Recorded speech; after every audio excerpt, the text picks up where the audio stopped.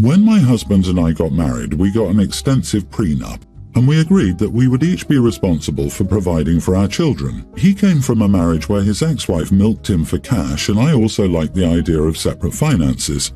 We each pay our own bills. Grocery and mortgage are split 40-60, him 60%, me 40%, based on the fact that he has 2 children and I have 1. I understand that to some people it might seem a bit roommate-ish, but I've loved it, and I think it works out great. I don't care about the money he wastes golfing because it's his money, not mine, and I can get expensive sushi all the time. Growing up, my parents always yelled at each other about finances, nitpicking each other's spending. When my husband and I got married, I was in grad school and he worked in finance. He lost his well-paying job and now makes 50% less, whereas my career has flourished recently. My teen son has a birthday soon, and he's been asking for a Tesla Model 3. I plan on getting it for him because he deserves it. My husband recently came to me upset because my son talked about how excited he is to get a car. That upset his step-siblings who haven't and won't be getting cars. My husband said he wants to change how our household bills are split and he wants me to pay 80% and him 20%. He reasons that with his pay cut and his ex-wife still taking a large chunk in child support, he isn't able to golf or live the same lifestyle as before. He also wants me to buy each of my stepchildren a car this Christmas. I basically told him he was out of his mind, and he complained that his ex-wife used him for cash and made him pay all the bills, and that's what he's trying to do to me. He really didn't know how to respond to that, but isn't talking to me now. I find it kind of funny that when I made significantly less money, he had no issue with our finance split, but now that he's the one making less, it's an issue. Am I the idiot for not wanting to buy my stepkids cars and fund the family? He wants me to top off their college funds too. Edit, I am a positive role model in my stepchildren's lives. We're pretty close. I go to their sporting events, plan their birthday parties, etc. But they have 2 living parents who are more than capable of fully supporting them if they try hard enough, so I just don't feel like it's my place. The kids all know my husband is responsible for my stepkids' cars and college, and I'm responsible for my sons. They're just disappointed with their dad right now because their friends all have dads who've bought them nice cars, which has made my husband kind of mad. I don't think having cars and college funds are a necessity though, more of a nice-to-have thing if your parents can afford it. So I feel like my husband should either step up to the plate and get a better job or get off my back. Not the idiot. While I doubt there's a teenager on the planet who deserves a Tesla as their first car, you are monumentally idiotically ill-advised for making that choice. His kids are his responsibility. He doesn't get to change the rules now that you're earning more than he is. His attitude about this makes me think this is probably a doomed relationship at this point. You are not going to finance his kids, and he's not going to be okay with your child having more. But, my teen son deserves a Tesla. LOL, okay, what has he done in his years of life to deserve it? How ridiculously spoiled. However, hubby's a total hypocrite as he didn't care when OP was a broke student and her kid went to public school while his kids went to a fancy private school, and now he wants her to help out with his kids now that she's earning more. Oh, the audacity. Everyone's the idiot here. The husband for wanting cars bought for his children, the college funds topped off and the agreement changed. Just wow. You, on the other hand, buying a brand new Tesla for your son. Are you out of your mind? I don't know what's making you think he deserves it. He surely doesn't. I looked the price up and $35,000 isn't a price someone should pay for a first car, and it would be a gift. And don't tell me I want him the life I never had. He didn't. He didn't grow up in foster care or was adopted, and I don't want to hear he has 2 children, I have 1, yada yada. You are a family. Things change in a relationship. You adapt and behave like adults, or you don't. Why did you even get married? The 2 of you didn't build a family, you just did what was convenient for you. You're glorified roommates. Do you even care about his kids and how your actions will make them feel? He's absolutely an idiot for being concerned about his lack of fun money, but the 3 kids didn't agree to your financial split when you decided to make them a family. Think about all of the kids and not just your own. Also, a brand new Tesla for a teen driver is beyond stupid. Odds are it's wrecked within the year. Younger son Jake got married to Anne a few years ago. My older son Carl is getting married to Mary in 5 months. Anne and Mary hate each other. It's because of some stupid things that happened back in high school. I don't know much about it. Anyway, I decided to take both my boys and their partners on a trip. When I called Jake and Anne and told them about it, their reaction was, "No way, we're not going on a trip with Mary." I said they wish they'd come, but in the end it's their choice, and it's okay that they don't want to come. They got upset because apparently when they said that, they meant they wanted me to uninvite Mary, not them. I told them that I won't uninvite Mary for multiple reasons. She's an amazing person and enjoyable to be around, while Anne is not that fun, so if I have to choose who to spend my time with, Mary will always be my choice. Jake and Anne have no right to uninvite others from my trip. They can only decline their own invitation. Mary is the newest member to our family, and uninviting her will make her feel like she's not a part of the family. Am I the idiot for not uninviting my new daughter-in-law? Edit, we're talking about high school. They're not in high school anymore. They're adults. Whatever happened in high school, it's time to move on. As their father-in-law, I don't think it's my job to spend my day gossiping about high school. What's next? Are we going to braid each other's hair? I'm tempted to say not the idiot, but the because of something in high school and Mary is fun to be with but Anne is not, are screaming huge missing reasons. You're blowing off your kid and other daughter-in-law's feelings. And you're right, they can't uninvite other people from your trip. But you're completely disregarding a potentially real reason why your daughters-in-law don't like each other. By taking a perceived Switzerland approach, you're actually choosing a side. Your instincts are understandable, so I wouldn't call you an idiot, but if you refuse to resolve this issue, then you will become the idiot. Why does OP need to resolve an issue he's been told is none of his business, knew nothing about it, and has nothing to do with it? BS. It's up to the two warring parties to resolve their issues. Any mature couple would have gracefully declined the invitation. Jake and his wife sound like they're still in high school. He's not actually trying to manage the relationship, duty or not. He pretty much said, one of my daughters-in-law sucks and the other one is fun, so I'm going to hang out with the one I like and the other one be damned. OP, you are the idiot. So let's recap. Mary is the fun one. Anne doesn't want to be anywhere near her, but Mary doesn't care. Something happened in high school.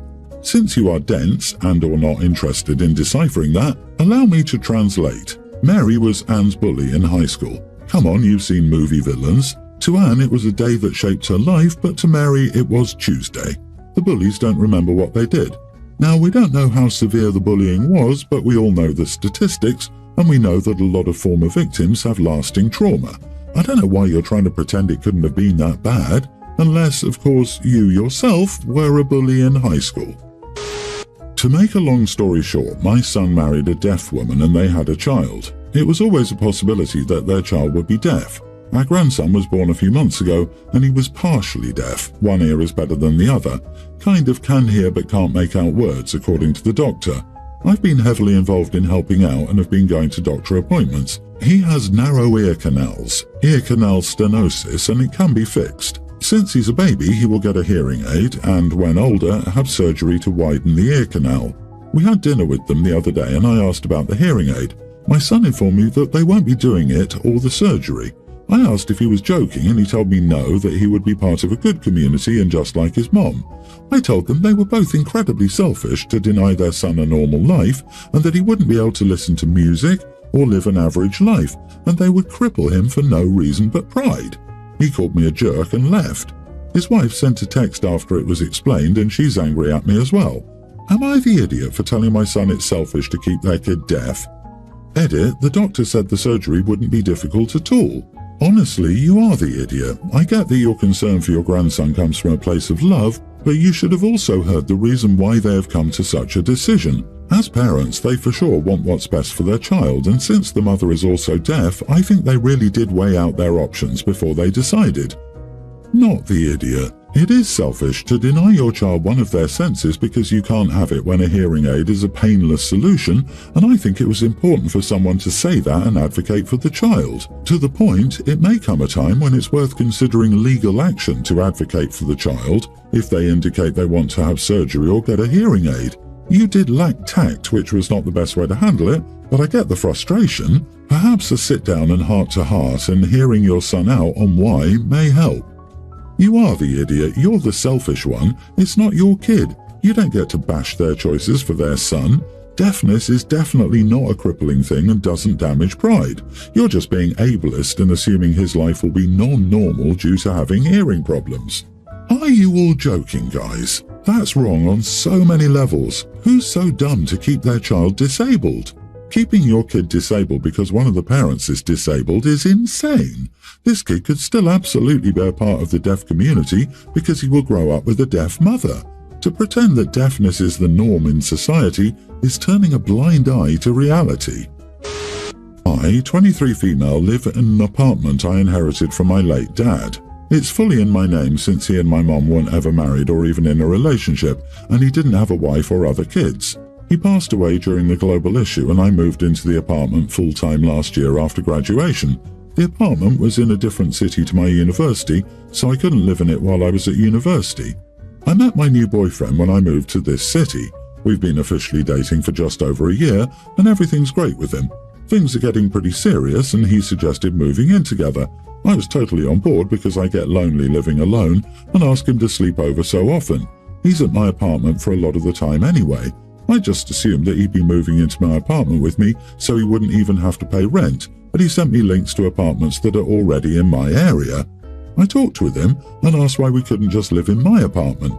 He said he wouldn't feel comfortable living in a house that's entirely mine and he has no say over it. He said if we rent a new place together, then we can have an equal say in it.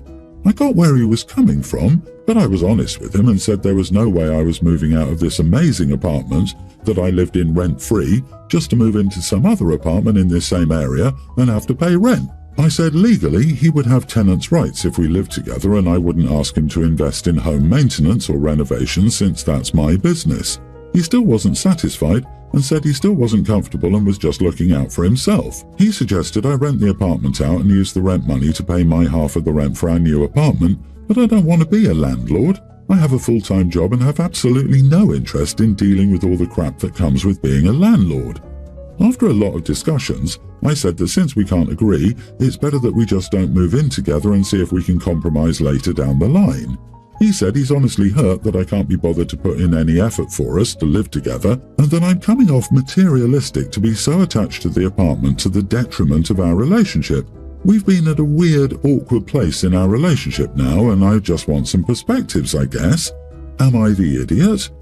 Edit. I'm confused because what he wants isn't even more comfy for him. He would rather live in a worse apartment. None of the ones that he sent were better in any way because they're the relatively cheaper apartments that we'd be able to afford on our salaries and pay almost half his salary towards rent. Nothing he says makes sense to me because we'll both just be more uncomfortable and have to put in a lot more effort to adjust to an entirely new apartment.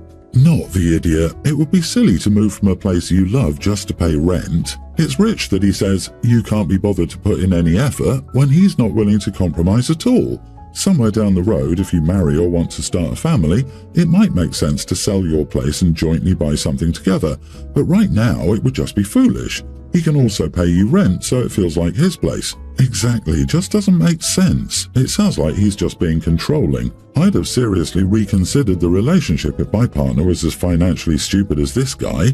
He wants you to do something absurd, impractical, and financially damaging in order for him to be more comfy, and he doesn't recognize that his request is unreasonable and inappropriate.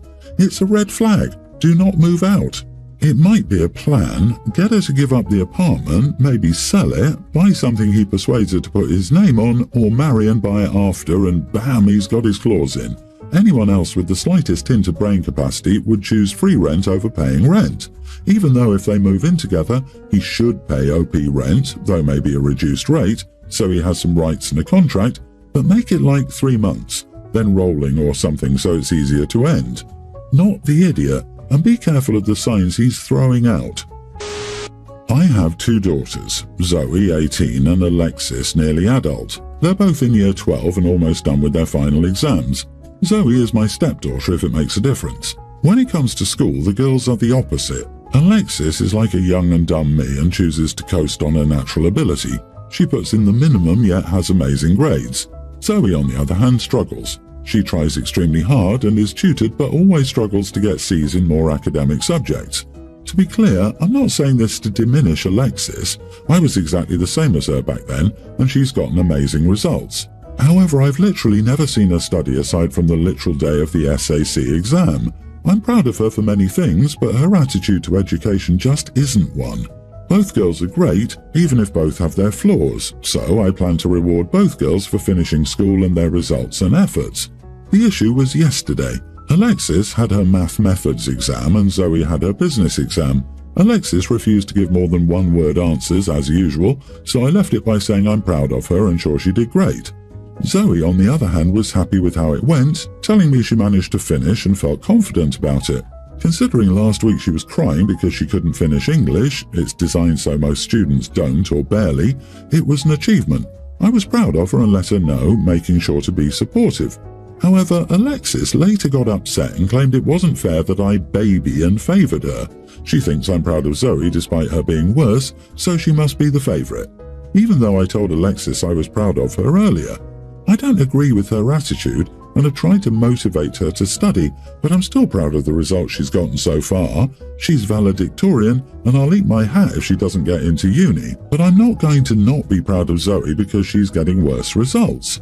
Alexis insists that I should be prouder of her and that it's unfair for Zoe to get the same reward, but that's nonsense. I tried to explain it to her, but she just got increasingly upset, so I told her we'd talk about it more today and tried to reassure her I love her.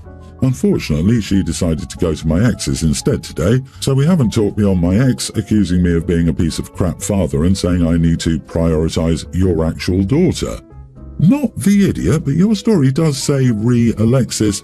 I left it at saying I'm proud of her, and Zoe, I was really proud of her and let her know. Could Alexis be sensing that you are more proud of Zoe's efforts and subtly communicating that? Even if she is naturally gifted, and the need for perfect grades is instilled by your ex, Alexis perhaps can't understand the difference in praise when she is valedictorian.